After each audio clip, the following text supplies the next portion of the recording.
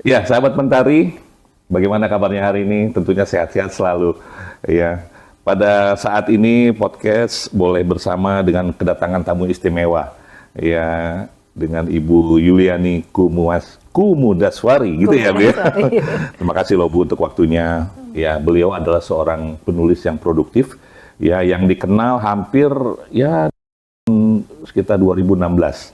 Ya, telah menerbitkan satu antologi, ya, artinya antologi tunggal puisi, ya, dan saat ini terhitung telah 8 buku kurang lebih, ya, antologi yang telah diluncurkan. Nah, juga tergabung dalam kurang lebih dari 200 antologi bersama dengan boleh dibilang ya berbagi dengan penulis dan komunitas yang ada di Indonesia. Nah, terima kasih banyak telah bergabung di podcast Sahabat Mentari, gitu ya Bu ya, untuk waktunya. Bagaimana kabarnya? Baik, Iya. Bapak. Sudah lama di Jogja? Saya di Jogja dari tahun 2022. Oh, baru dong ya? Baru. Dari Boleh dikatakan baru ya? Tetap di sini. Oke, iya. Nah, ini sebagai apa namanya, boleh dikatakan bahwa Ibu ini pemerhati ya, pemerhati boleh dikatakan buku, boleh dikatakan Ibu seorang penulis ya. Nah, boleh dikatakan bahwa saya lebih, walaupun dengan mungkin nanti bisa cerita latar belakang saya tidak di situ, tapi fokus lebih mendalami jiwanya ke situ. Apa sih langkah-langkahnya kok bisa seperti itu gitu loh? Iya. Sebelumnya mungkin saya mau cerita sedikit ya Pak. Saya ini berangkat justru dari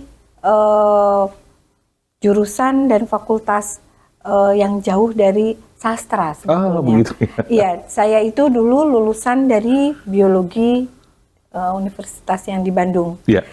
Jadi jauh lah dengan kepenulisan. Iya, iya. Tapi pada suatu masa tiba-tiba saya merasa kok saya menyukai menulis. Nah, kemudian juga barangkali dalam perjalanan selanjutnya saya bertemu dengan komunitas-komunitas yang membangun talenta saya yang tidur itu sampai saat ini. Apa yang mendasari itu, Bu Yulia? Pertama kali saya menulis itu dulu zaman saya di sekolah menengah pertama sebetulnya. Dulu ada event menulis puisi yang diselenggarakan dalam rangka ulang tahun Kodam Siliwangi pada saat itu di Bandung, karena saya pernah tinggal di Bandung. Iya, betul. Dulu iseng mengirimkan, ternyata dapat juara harapan kedua waktu gitu saat itu untuk kategori sekolah menengah pertama. Dulu saya ingat hadiahnya itu bermacam-macam. Oh begitu ya. Makanan snack. Jadi itu mulai perjalanannya dari situ ya. Betul, dari situ. Itu pertama. Kemudian selanjutnya dulu kalau setiap Natal itu kan dulu remaja atau pemuda kan sering mengadakan Natal bersama ya Pak. Di antaranya itu kan menulis drama, menulis puisi. Saya banyak dilibatkan dulu di situ dalam proses kepenulisan itu. Itu yang kedua. Kemudian yang ketiga juga pada tahun 2010 saya mengenal yang namanya media sosial Facebook. Awalnya sih saya di situ untuk melihat anak-anak ngapain aja sih, anak-anak itu posting apa supaya ibunya tidak ketinggalan. Betul. Tapi kan lama-lama, saya coba tulisan-tulisan saya share di situ. Gitu ya. Lama-lama saya menikmati gitu. Dan dari situ pula saya ketemu dengan berbagai teman yang sama-sama suka menulis dan ternyata malah mumpuni di situ dan gitu mulai masuk ke dalam undangan-undangan menulis begitu. Nah, bisa nggak sedikit cerita, boleh dikatakan bagaimana sih tentang proses penulisan menurut Megani gimana? Iya, karena saya ini betul-betul berangkatnya dari otodidak ya. Saya itu hanya membutuhkan misalnya ada banyak orang yang merasa dia butuh tempat yang misalnya tempat yang sunyi gitu ya kan. Bahkan ada orang yang berkomentar begini, karena kadang saya sering kali men-share saya sedang ngopi di mana gitu kan, ngopi di mana. Kamu kok bisa sih menulis di lingkungan yang begitu ramai? Justru mungkin itu kebalikan saya Pak. Oh begitu. Ketika saya sendirian di tengah orang banyak, saya lebih cenderung sebagai pengamat orang-orang di sekeliling saya gitu. Dan biasanya ada saja yang membuat saya tergelitik untuk menuliskan hal itu gitu. Itu malah jadi sumber ide, Pak. Oh, gitu. Makanya kadang saya suka iseng ngomong, oh kalau melihat saya semakin banyak ngopi, berarti saya sedang semakin banyak mencari ide. Iya. Aja. Tapi yang pasti sih Pak, memang saya membiasakan diri kalau ada satu kalimat yang melintas dalam pikiran saya, baik itu cuma satu kata yang asing, atau misalnya ada satu kalimat, itu saya biasakan tulis. Gitu ya. Karena saya nggak tahu kapan saya mau memakai kata-kata itu dalam karya saya. Gitu. Boleh dikatakan ini kan kedengarannya seperti sebuah proses ya yang sangat mendalam ya. Jadi apa yang memiliki mungkin punya harus secara ritual kah atau misalnya kebiasaan tertentu untuk membantu tetap fokus ya untuk semua proses itu? Bagaimana tuh? Memang begini, menulis itu mungkin ya sama seperti orang naik sepeda ya Pak. Iya. Saya pikir kalau kemampuan menulis itu orang tidak akan hilang, tapi mungkin tidur. Nah itu yang harus dilatih. Jadi kalau saya pribadi itu yang saya jaga gitu, karena pengalaman saya kalau saya lama tidak menulis, untuk memulainya kembali malah justru sulit. Karena itu mungkin diperlukan semacam rutinitas lah. Saya ingat jadinya dulu sebetulnya saya memang penyuka penulis diari dulu, zaman saya masih kecil. Dan barangkali proses kebiasaan menulis diari itu yang walaupun orang pikir itu seperti sepele, tapi itu sebagai landasan terbiasa menulis dan terbiasa menuangkan apa yang menjadi ide dalam pikiran dan hatinya. Saya pikir sekarang mungkin udah jarang sekali anak-anak yang memiliki kebiasaan menulis diari itu. Mungkin ada yang tergerak untuk mencoba memberikan lagi buku dan satu buah pensil buat anaknya. Saya jadi ingat loh. Terbiasa. Jadi dulu zamannya SD, SMP dapat hadiah tapi bukunya terus ya itu dari sini apa yang mesti diisi setiap hari kan kita mesti mengisi tuh. Iya. Ini jam ini ngapain, jam ini ngapain. Ternyata itu ada Pak. manfaatnya ya. Saya juga kurang tahu lah apakah memang yang saya rasakan ini benar apa tidak. Tapi kalau saya lihat gitu ya, mereka yang teman-teman saya yang dulunya biasa menulis diari, itu mereka memang kayaknya lebih cenderung ketika sekarang kemudian terlibat dalam penulisan apapun lebih mudah gitu, karena mungkin udah ada kebiasaan lain. Jadi adanya keterbiasaan itu menjadi bisa gitu ya. Dan yang pasti mah baca Pak, banyak membaca. Nah, banyak kan calon penulis ya akan menganggap nasihat itu sangat berharga ya, boleh dikatakan seperti itu. Nah sekarang buku yang Bu Yulia seringkali mengeksplorasi tentang ya mungkin tema atau topiknya, mungkin salah satunya apa. Nah apa yang membuat Bu Yulia itu pada masa pelajaran khusus ini? Kira-kira apa? Saya itu dulu justru memang lebih cenderung menghindari pelajaran bahasa Indonesia karena bagi saya sebetulnya sulit ya Pak. Oh, begitu. Sebetulnya gitu. Padahal tidak. Jadi dulu itu memang lucu gitu. Kalau setiap pelajaran bahasa Indonesia agak deg-degan juga karena bagi saya menurut saya malah sulit gitu kan. Setelah saya lama gitu sekarang terjun dalam kegiatan tulis-menulis ini gitu ya. Jadi sekarang saya merasa menyesal. Coba kalau dulu saya lebih fokus atau lebih, karena ternyata bahasa Indonesia ini luar biasa gitu. Betul. Bahkan kalau kita tahu, kalau kita buka kamus itu, ada banyak sekali bahkan kata-kata yang kita baru dengar. Pas kita buka, kayaknya saya nggak pernah dengar kata-kata ini gitu kan. Nah itu seperti itu Pak. Begitu ya. Iya. Nah berarti kan boleh dikatakan nih banyak wawasan-wawasan ya. Apakah yang terlintas di dalam pikiran itu langsung dituangkan di dalam penulisan buku itu atau bagaimana? Itulah, dulu pernah ada orang yang nanya, itu yang diceritakan tentang apa? Sampai saya kadang suka pengen ketawa. Bisa jadi ya, tulisan sebuah cerpen itu adalah gibah tipis-tipis kan Pak? Betul. Jadi kita menulis tentang kehidupan yang kita alami, dan berusaha menuangkannya dengan menambahi atau mengurangi bumbu, atau kita tambahkan karakter orangnya, kita ganti nama tokoh-tokohnya. Nah jadi kalau berdasarkan pengalaman saya menulis gitu, saya menuliskan apa yang pernah terjadi dalam kehidupan saya, kemudian saya kemas menjadi tambah bumbu-bumbu lah. Itu mungkin lebih mudah dibanding dengan saya harus menghayalkan segala sesuatunya gitu, yang fantasi gitu. Itu kalau buat saya pribadi lebih sulit. Tapi mungkin untuk orang lain betul. bisa. Tapi kalau dikatakan begini, tadi saya terngiang aja, ditambahkan bumbu-bumbu ya. Iya. Berarti, mohon maaf nih, berarti tidak real dong? Atau bagaimana itu? Kan orang pengen real. Saya ya A ya A, B ya B. Tapi dikatakan kalau memang lebih banyak atau lebih bagus ditambah bumbu-bumbu, maksudnya mungkin jadi itu begini, gimana? Kosakatanya atau bagaimana itu? Ada yang membedakan, misalnya gini, misalnya saya menulis cerpen. Iya.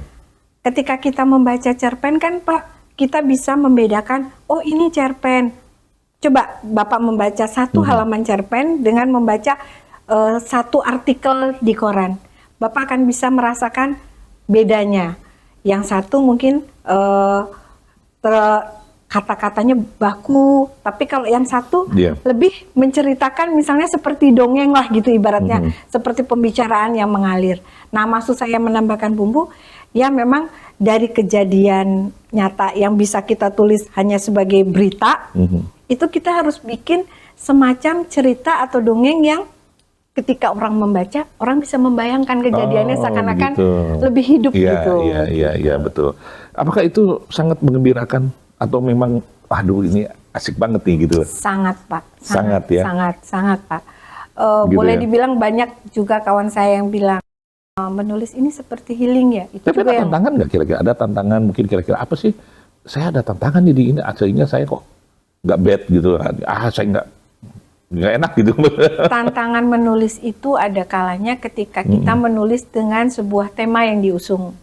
Sementara pengetahuan kita kurang nih. Nah gitu itu ya? Yang kadang membuat kita terdorong untuk membaca lebih jauh, memahami hal itu lebih jauh. Dan yang menjadi persoalan itu, yaitu Pak, kalau misalnya kita menulis cerpen, kan ada istilahnya kaidahnya yang harus kita ikuti. Kita menulis puisi, ada kaidahnya juga yang nah itu kadang kesulitannya di situ. Ini bagian-bagian cerpen yang gue buat. ini hanya saya nggak ngerti nih, ada beberapa di pikiran nih di dalam kata-kata dan kosakata nih di dalam buku ini gitu ya.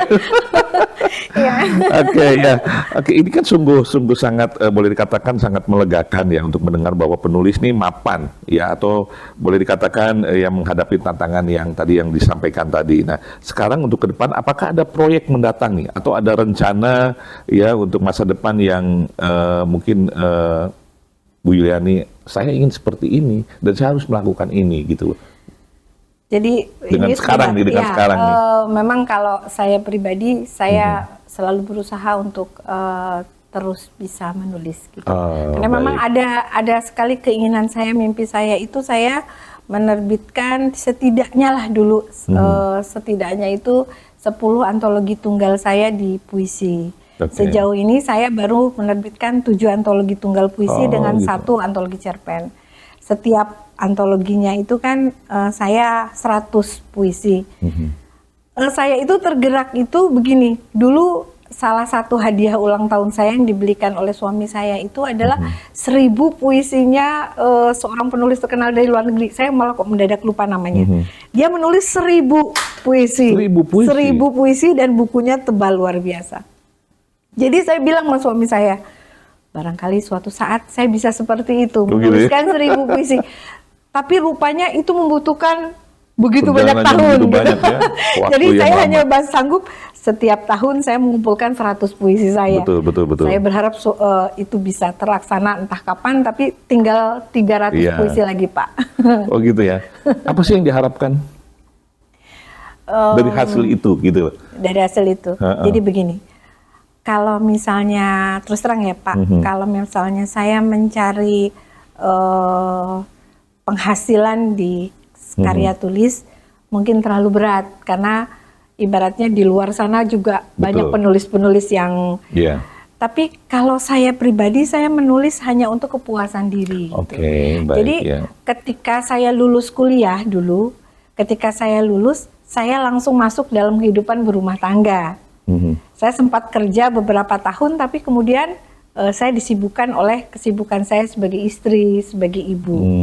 Gitu Suatu ya. saat saya ketemu dengan teman, dia bilang, Yuliani, kamu kok sekarang hilang, dalam tanda kutip hilang itu orang lebih mengenal saya sebagai istrinya Anu, sebagai ibunya Anu, tapi saya sendiri orang tidak kenal siapa saya kalau gitu.